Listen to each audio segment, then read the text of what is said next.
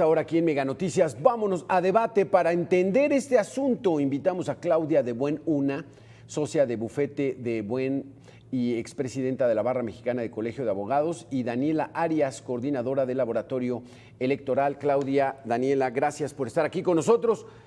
Tratando de entender, Claudia de Buen, ¿qué es lo que está ocurriendo en estos momentos en la Suprema Corte? Ya lo vimos, asunto, análisis de altísima complejidad, pero tratemos de desmenuzar qué es lo que ocurre, Claudia.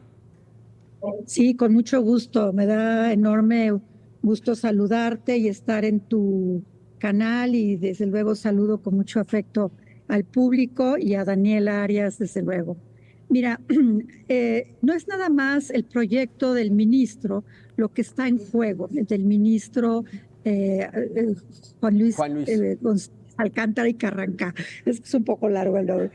No es nada más eso, sino la procedibilidad, la legitimación de los partidos para presentar estas acciones, etcétera. O sea, son varios puntos que se tienen que ir hilvanando para llegar a estudiar el fondo o la procedencia de declarar nula, parcial o totalmente. En este caso, la propuesta es parcialmente la denominada reforma al Poder Judicial.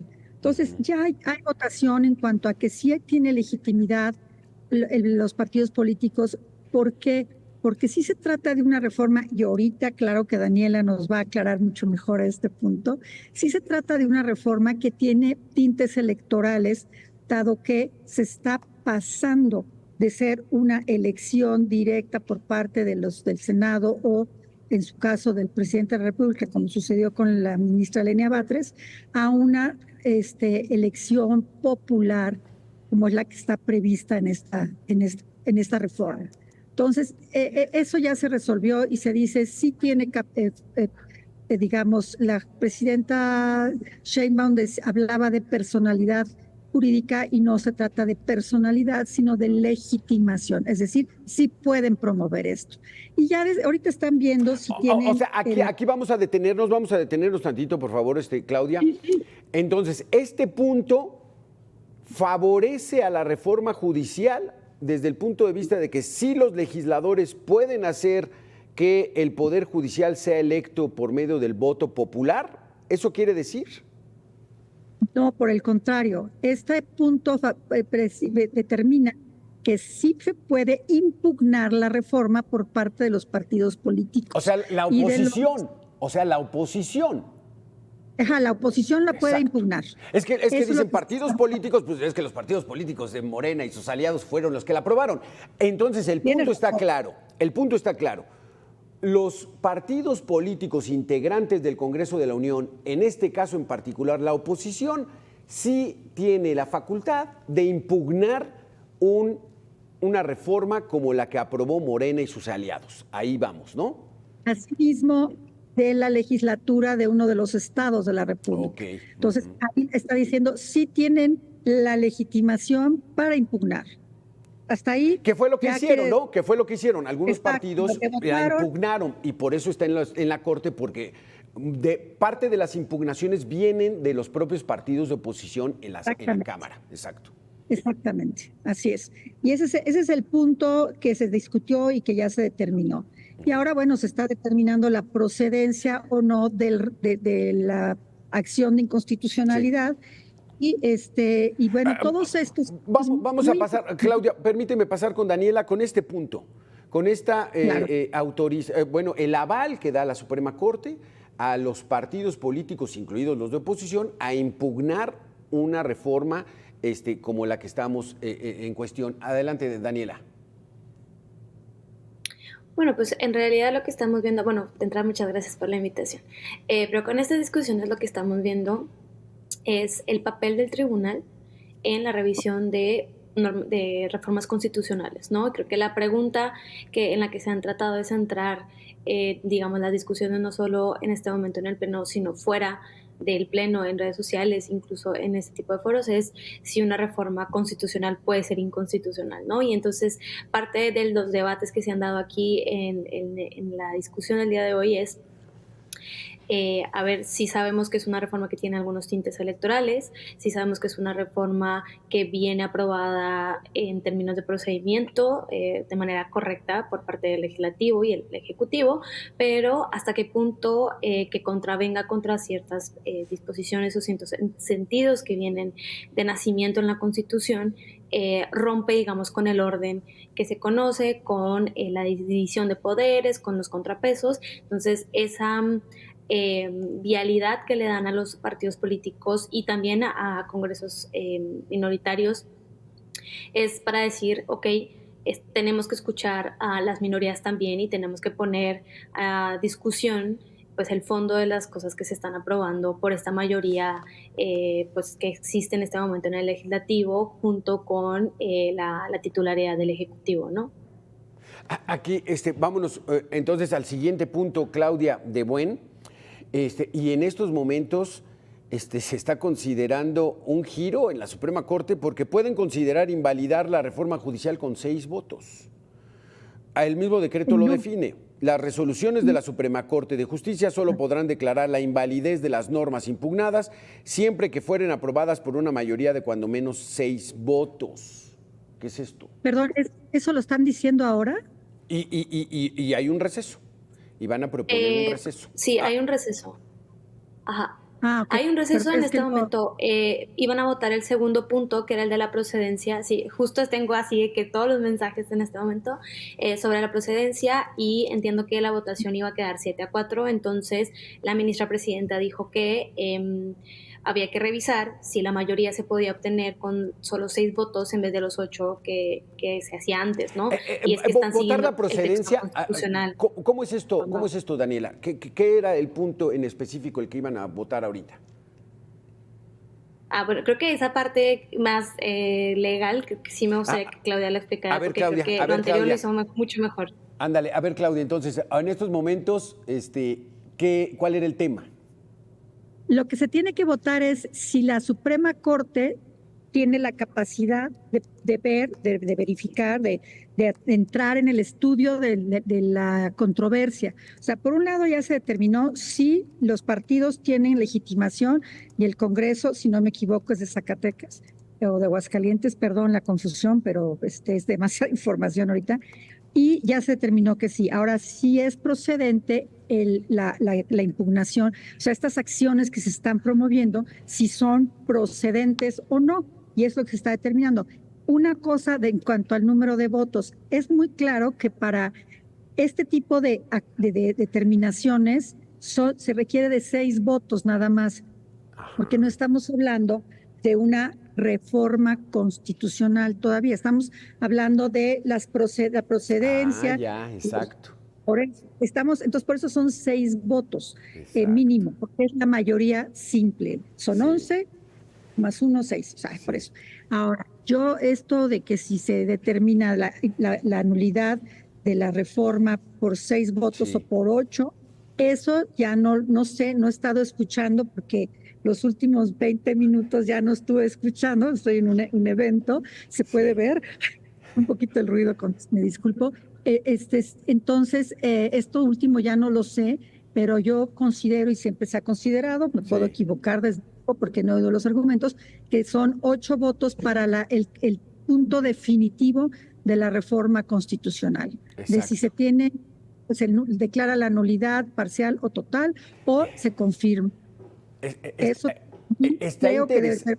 Exacto. Está interesante esta maniobra de la Suprema Corte porque dice, estamos desmenuzando la propuesta del ministro y cada punto es con mayoría simple. Si son 11 ministros, con 6 podemos ir determinando si pasa o no pasa. Eso es lo que están haciendo. Vamos a hacer una pequeña pausa de 2 minutos y regresamos porque está quedando cada vez más clara esta situación y la importancia de este día. Claudia, Daniela, volvemos. Humillante, costosísima, pero que va a dar a ellos el control del Poder Judicial, es decir, ya no va a haber este contrapeso, pues la van a querer pagar, ¿eh? Sí, entonces, claro. Ahora... Pero ellos dicen que no es cierto que van a tener el control, tu última respuesta, Claudia. Ellos dicen, el soberano es el pueblo. y el pueblo va a elegir y el pueblo va a depurar el Poder Judicial y no va a haber un control. ¿Cómo creen que lo va a haber? Esa es su argumentación. El pueblo no decidió esta reforma. El pueblo votó por la presidenta, en una mayoría, eso no está discusión, y votó por el 54% de los legisladores de estos tres partidos en bloque, mismos que con artimañas y argucias legales llegaron a tener la mayoría calificada, lo cual es, para mí, es una trampa. Pero bueno, es una trampa que convalidó el TRIFE y el INE antes. Entonces, me parece que aquí el pueblo es una argucia simplemente. Los que están decidiendo es un partido político con todo el poder ahorita y ellos están determinando de qué manera quieren tener un poder judicial a modo. Y eso es lo que es gravísimo. Muchísimas gracias, Claudia de Buen, por haber estado aquí con nosotros. Sabemos que te tienes que retirar. Gracias por tus conceptos. Sí, agradezco. Ya nos queda mucho más claridad y gracias por haber estado aquí en Mega Noticias. Al contrario, me disculpo por retirarme un poco antes. Saludo, Daniela, te saludo y estoy a sus órdenes para cualquier tema. Muchísimas gracias. Claudia de Buen, una socia de Bufete de Buen y expresidenta de la Barra Mexicana del Colegio de Abogados. Gracias. Daniela, entonces, dice la ministra presidenta Norma Piña que dentro de sus argumentaciones el día de hoy cuestiona el famosísimo concepto del constituyente permanente.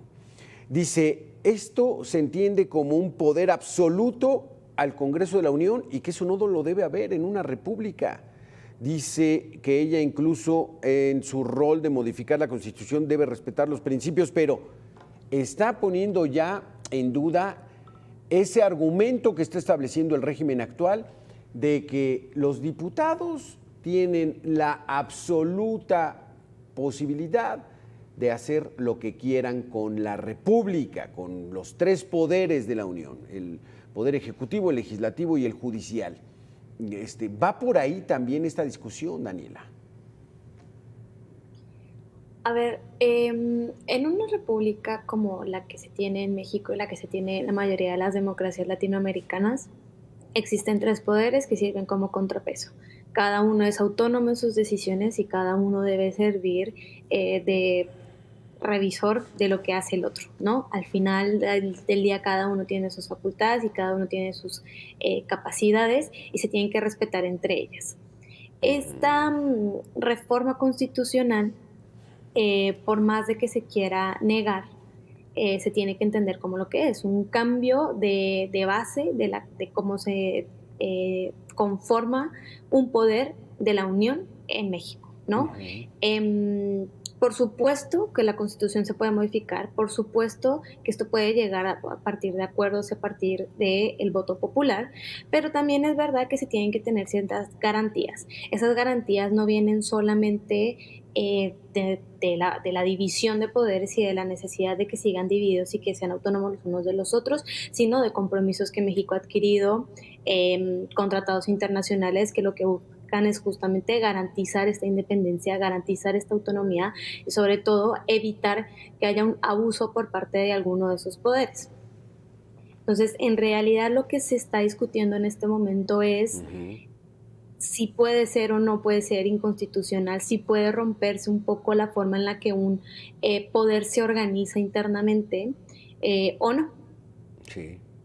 Sí, porque el argumento sencillo, simplificado, es de que el Poder Judicial es corrupto, es ineficiente y por eso hay tanta injusticia en el país. Pero la cadena de custodia de algún delito va desde la propia policía, el Ministerio Público, ya los elementos lanzados a los jueces. Es imposible negar que hay nepotismo, que hay corrupción en algunas instituciones del Estado. Eso no es exclusivo del Poder Judicial, también lo es del Poder Legislativo, como lo fue en su momento del Poder Ejecutivo, y no podemos negar que sigue existiendo algún nivel de corrupción, ¿no?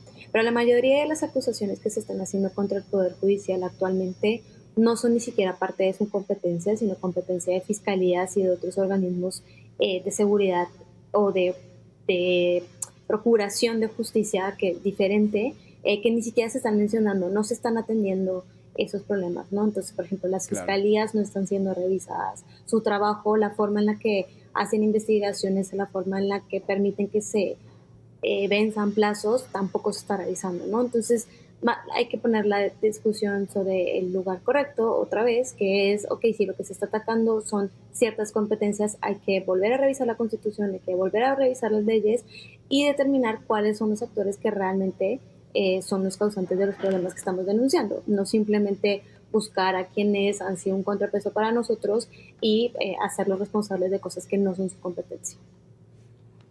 Pues está interesante, va para largo, es muy importante todo este análisis que están haciendo y sobre todo tratar de entenderle y participar en comprender lo que está ocurriendo y que no tomen decisiones nada más algunos por todos. Daniela, muchísimas gracias por haber estado aquí con nosotros en Mega Noticias. Gracias. Gracias por la invitación, que esté muy bien.